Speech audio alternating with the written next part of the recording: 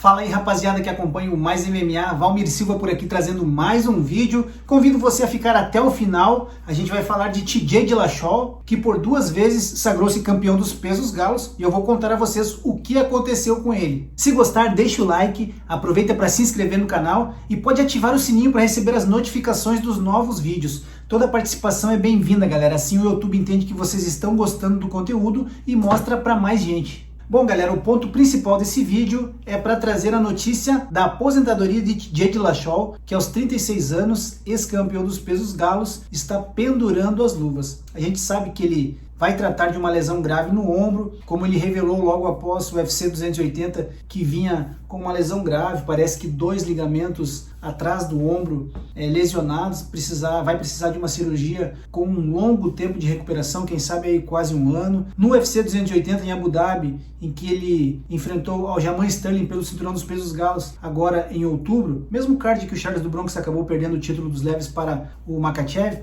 o ombro dele saiu do lugar durante a luta e no intervalo do primeiro para o segundo round, o técnico dele, o brasileiro Felipe Furão, que já estava com as manhas ali, né, já estava dominando o modo de colocar o ombro no lugar, foi lá e colocou. Ele volta para o segundo round, mas aí não aguenta, o ombro sai de novo, ele acaba sofrendo um nocaute técnico, mas na verdade ele já foi para a luta com essa lesão. Essa imagem que você vê na tela é de uma foto durante as sessões de treinamento, em que a musculatura de um ombro já está bem diferente da outra. Lembrando que a notícia veio em primeira mão pelo site americano MMA Fighting, mas agora é saber, será que não é uma jogada do TJ? Já que ele sabe que vai ficar de molho um tempão, TJ ocupava o topo do ranking dos pesos galos, foi retirado do ranking pelo UFC e foi retirado da lista de testes de antidoping da USADA, oficializando então a sua aposentadoria do MMA aos 36 anos, com 17 vitórias e apenas 5 derrotas. Mas vamos recapitular alguns momentos da carreira dele e como que ele se despede do octógono. TJ Dillashaw é conhecido como um dos caras com as mãos mais duras da categoria peso galo. Ele estreou no MMA em 2010, foram 4 vitórias consecutivas e em sua 5ª luta, em que ele acabou perdendo por nocaute técnico para John Dodson, já foi a final do The Ultimate Fighter 14. Essa foi a sua porta de entrada no UFC. Após o TUF, ele estreia então oficialmente no UFC, soma 4 vitórias, estava chegando pertinho do cinturão e aí vem ao Brasil enfrentar Rafael Assunção no UFC Barueri e perde na decisão dividida dos juízes. Como o Dillashaw vinha numa boa sequência de vitórias e perde de forma apertada para o Assunção, então o UFC propõe,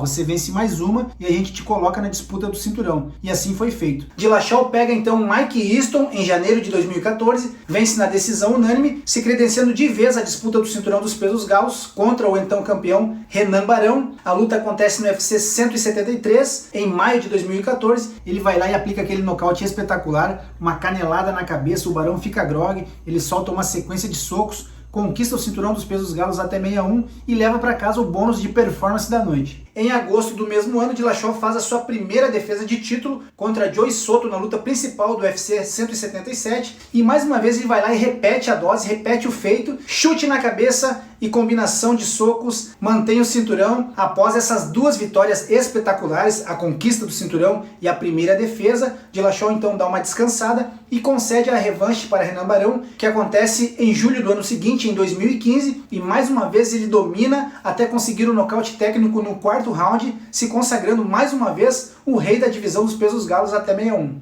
Dillashaw volta ao octógono então em janeiro de 2016 para defender o cinturão contra Dominick Cruz, acaba perdendo o título na decisão dividida dos juízes, uma luta realmente apertada, mas a vitória foi merecida, um pouco mais dominante o Cruz, que voltou a ser campeão dos galos na época, né? Dillashaw então tem que recomeçar tudo de novo. Ele vence Rafael Assunção em uma revanche por decisão unânime em julho de 2016 no UFC 200 e depois ele volta ao cage de novo para vencer John Lineker na decisão unânime no UFC 207 já em dezembro de 2016, se credenciando então a uma nova disputa de título, dessa vez contra o ex-companheiro de treinos Cody Garbrandt, que nesse meio tempo havia nocauteado Dominick Cruz. A luta acontece 11 meses depois, em novembro de 2017, no UFC 217, ele vai lá e vence o Cody Garbrandt por nocaute técnico, fatura o cinturão dos pesos galos pela 2ª vez, e lembrando que houve muita rixa nas redes sociais, muitas farpas, né, porque os caras eram ex-companheiros de Team Alpha Male. Enfim, Dillashaw então dá a revanche imediata para o Cody Garbrandt. A luta acontece no UFC 227 em agosto de 2018,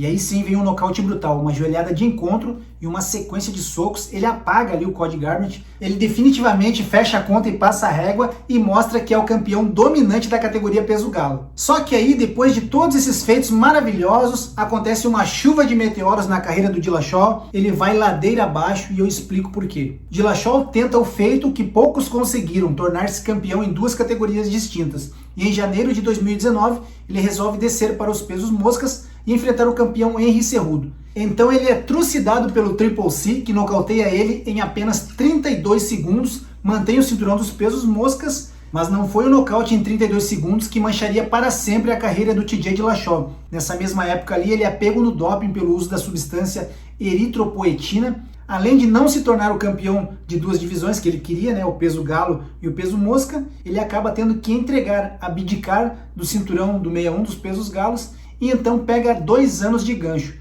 Para vocês entenderem um pouquinho melhor sobre a substância eritropoetina, ela aumenta a produção de células vermelhas no sangue. O que isso significa? É o aumento de oxigênio no sangue, automaticamente o aumento de oxigênio nos músculos, aumentando a resistência, a capacidade e aumentando a performance, que é o que o TJ Dillashaw buscou nesse doping, e depois ele assumiu, mas já era tarde, mas sempre dizendo: eu vou voltar e vou bagunçar essa categoria, vocês precisam de mim, eu ainda sou o campeão, eu tive que entregar meu cinturão, mas ainda eu me sinto campeão. TJ então cumpre a suspensão de 2 anos e realmente volta. Em julho de 2021, ele enfrenta Corey Sandhagen, vence por decisão dividida, uma guerra, uma luta disputada palmo a palmo, e se credencia a disputar o cinturão como ele queria, como ele prometia, que iria voltar. Então ele enfrenta Aljamain Sterling no UFC 280, bastante falado, bastante vendido, né, em Abu Dhabi. O mesmo que o Makhachev tirou o cinturão do nosso brasileiro Charles do Bronx, o cinturão dos pesos leves. Só que o TJ vai para a disputa de título com o ombro ferrado. Ele estava saindo do lugar durante os treinos, né, durante a preparação,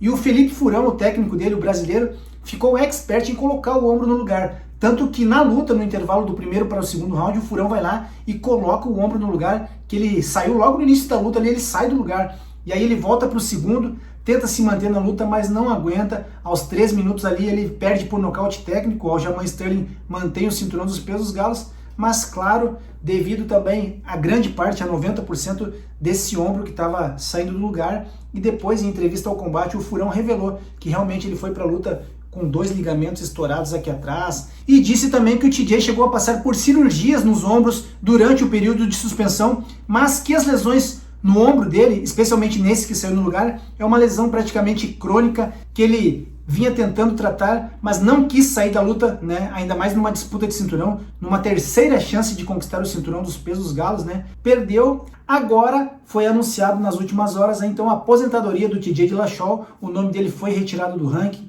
foi retirado da lista de testes de doping da USADA, e a gente agora não sabe se isso aí é um golpe, né? Tipo o Cejudo, que anunciou a aposentadoria, fez uma onda, agora tá querendo voltar. O McGregor, que várias vezes anunciou a aposentadoria e também voltou e tá querendo voltar de novo. Então a gente não sabe se é uma jogada boa para se valorizar, para não ficar esquecido, né? Pô, será que ele vai voltar? Ou realmente pendurou as luvas lá e não volta mais. E se for assim, parabéns ao TJ pelo que ele fez dentro do octógono, né? Claro que errou, mas pagou o preço, ele pagou os 2 anos, né? Muitos lutadores foram à internet não cumprimentá-lo pelo que ele fez, mas para alfinetá-lo, para detoná-lo pelo doping dele que ele teve por eritropoetina, né? Como eu falei antes, vários triatletas, corredores, ciclistas já foram pegos, né? É uma substância que faz aumentar a oxigenação no sangue, aumentando a resistência, né? Você fica mais com um aeróbico,